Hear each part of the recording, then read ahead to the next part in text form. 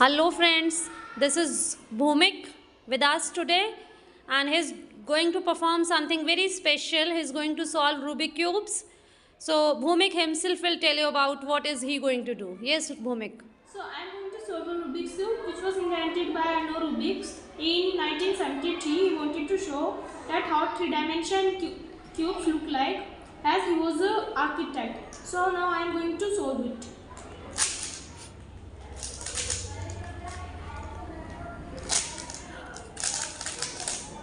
Now you can see how much time does it take to solve this. When did he start?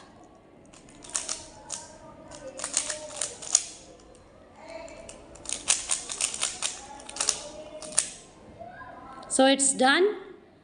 So you can yourself, when you watch the video, you can yourself see how much time did it take to solve it. So Bhumik, nice performance. Thank you.